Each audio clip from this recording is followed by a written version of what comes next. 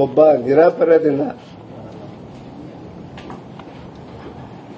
ಒಂದು ಸುಳ್ಳನ್ನು ಹೇಳಿ ಹೇಳಿ ಹೇಳಿ ನಿಜ ಮಾಡಿ ಕೊಟ್ಟಿರಲ್ಲ ಮನುವಾದಿಗಳು. ನಿಮಗೆ ನಾನು ತೋರಿಸ್ತೀನಿ. ಇದು ನನ್ನ ಸವಾಲ್. ನಾನು ಇವತ್ತು ಸಂವಿಧಾನಕ್ಕೆ ತಲೆಬಾಗಿ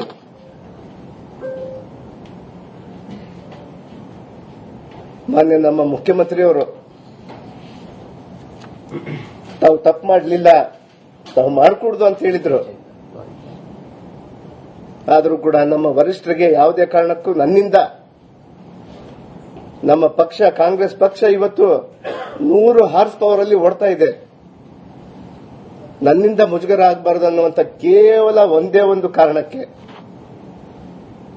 ಮಾನ್ಯ ಮುಖ್ಯಮಂತ್ರಿಯವರ ಅಭಿವೃದ್ಧಿ ಕುಂಠಿತ ಆಗಬಾರದು, ಜನಕ್ಕೆ ದಿಕ್ಕು ತಪ್ಪಿಸುವಂತಹ ಒಂದು ಕೆಲಸ ಮಾಡ್ತಿದ್ದಾರೆ.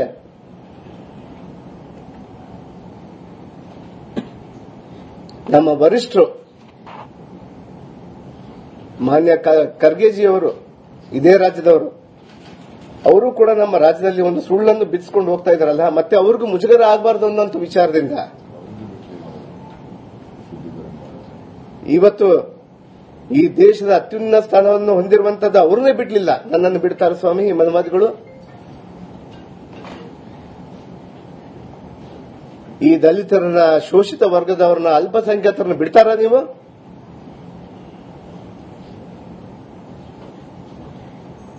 ಇವತ್ತು ನಾನು ಓಡಾಡ್ತೀನಿ, ಈ ರಾಜ್ಯದಲ್ಲಿ ನನಗಾಗಿರುವಂತಹ ಅನ್ಯಾಯವನ್ನು ಎತ್ತಿ ಹಿಡಿತೀನಿ. ನಾನು ನನ್ನ ಪರಿಶಿಷ್ಟ ಪಂಗಡದ ಸಮಾಜದವರು 15 ಸ್ಥಾನಗಳಲ್ಲಿ ಕೂಡ ನಾನು ಓಡಾಡ್ತೀನಿ. ನನಗೆ ಮಾಡಿರುವಂತಹ ಈ ಬಿಜೆಪಿ ದುಷ್ಟ ಶಕ್ತಿಗಳು, ಕೋಮುವಾದಿ ಪಕ್ಷದವರು ವಿನಾಕಾರಣ ಹಗರಣ ಇಲ್ಲದೇನೆ ಹಗರಣವನ್ನು ತಂದು ನನ್ನ ಮೇಲೆ ಕಟ್ಟಿ ತಾವು ನನ್ನ ತಲೆದಂಡನ್ನು ಮಾಡ್ತಿದ್ದೀರಲ್ಲ ಸ್ವಾಮಿ. ಶಂಭುಕ ಅನ್ಕೊಂಡಿದ್ದೀರಾ ನೀವು? ಪುರಾಣ ಕಾಲದ ಶಂಭುಕ ಅಲ್ಲ. ಲೋಕ ಕಲ್ಯಾಣಕ್ಕಾಗಿ ಮಾಡಿದಂತ ತಪಸ್ಸನ್ನ ಶಂಭುಕ ಮಾಡ್ತಾ ಇದ್ದ, ಅವನ ತಲೆದಂಡ ಆಯ್ತು.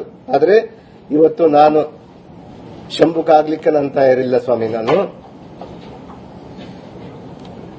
ಇಡೀ ದೇಶವನ್ನೇ ಈ ಹಿಂಬಾಗಿಲಿನಿಂದ ಬರ್ತಿರ್ತಾವು.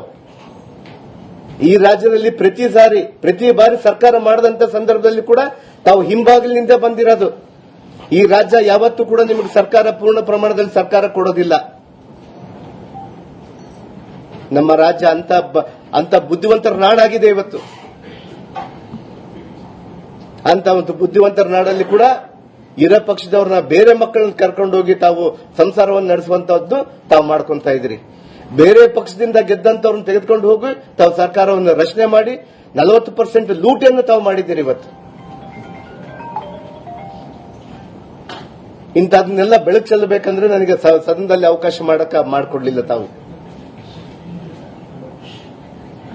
ಇವತ್ತು ಈ ಸದನದ ಮೂಲಕ, ಈ ಮಾಧ್ಯಮದ ಮೂಲಕ ನಾನು ಹೇಳ್ತಾ ಇದ್ದೀನಿ, ಮಾನ್ಯ ಮುಖ್ಯಮಂತ್ರಿಯವರು ಸಿಎಲ್ಪಿಯಿಂದ ಹಿಡಿದು ಪ್ರತಿ ಸಂದರ್ಭದಲ್ಲಿ ಡೆಲ್ಲಿಯಿಂದ ಹಿಡಿದು ಗಲ್ಲಿವರೆಗೂ ಕೂಡ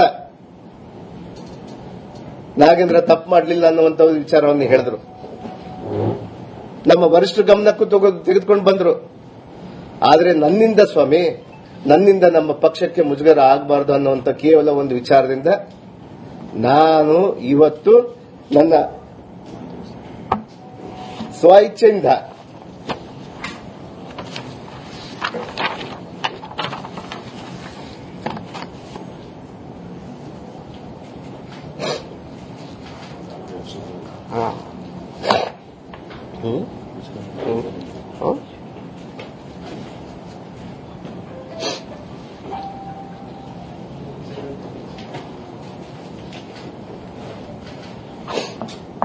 ನನ್ನ ಸ್ವ ಇಚ್ಛೆಯಿಂದ ನನ್ನ ರಾಜೀನಾಮೆಯನ್ನು ನಾನು ನನ್ನ ಮುಖ್ಯಮಂತ್ರಿಯವರಿಗೆ ನಾನು ಕೊಡ್ತಾ ಇದ್ದೀನಿ. ನಾನು ಸಚಿವ ಸ್ಥಾನಕ್ಕೆ ರಾಜೀನಾಮೆಯನ್ನ ಘೋಷಣೆ ಮಾಡಿದ್ದಾರೆ ನಾಗೇಂದ್ರ ಅವರು. ಮುಖ್ಯಮಂತ್ರಿ ಹಾದಿ ಇಟ್ಕೊಂಡು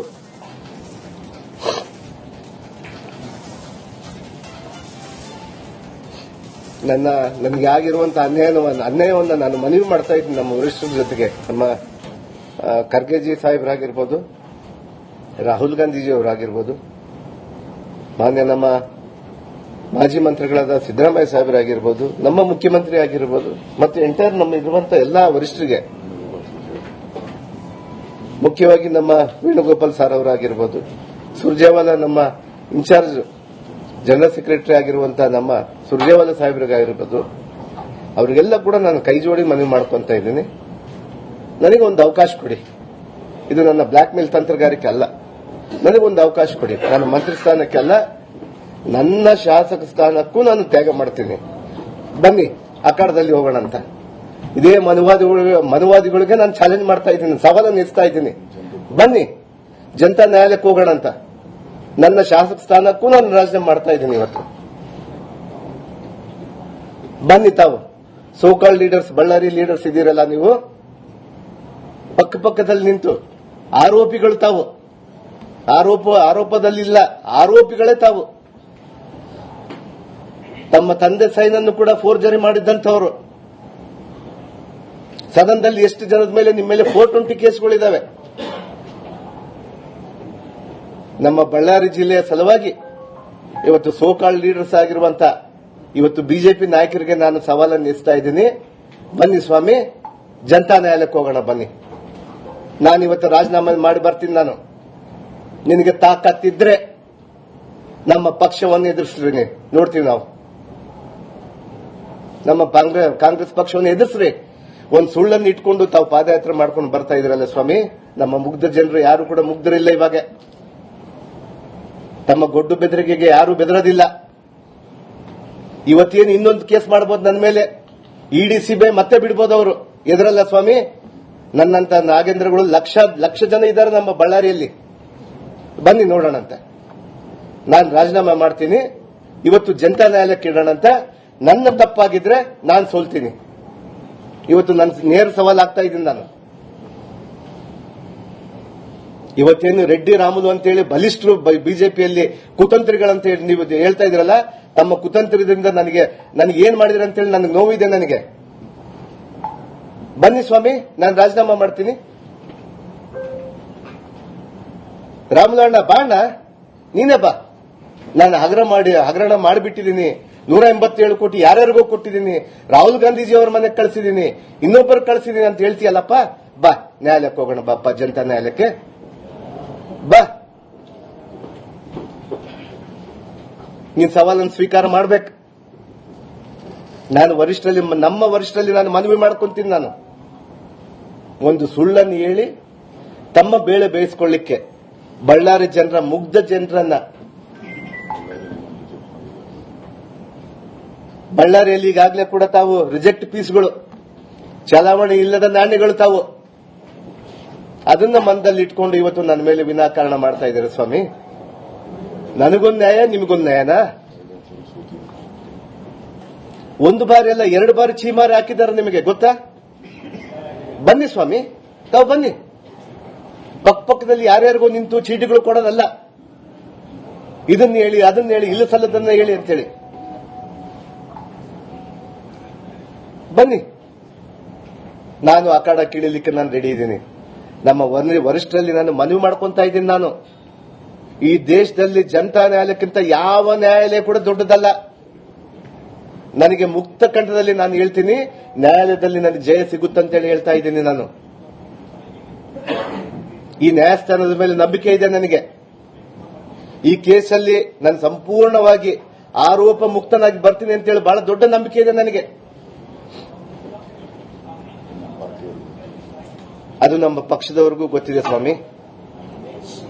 ಅದನ್ನು ಬಿಟ್ಟು ಇಲ್ಲ ಸಲ್ಲದ ಕಾರಣಗಳಿಂದ ತಾವು ಏನು ಇವತ್ತು ಈ ಇಂಥ ಕೆಲಸವನ್ನ, ನೀಚ ಕೆಲಸಕ್ಕೆ ಮಾಡಕ್ ಹೊಂಟಿದಿರಲ್ಲ, ತಮಗೆ ಒಳ್ಳೇದಾಗಲ್ಲ ಅನ್ನುವಂಥ ವಿಚಾರವನ್ನು ನಾನು ತಿಳಿಸಲಿಕ್ಕೆ ನಾನು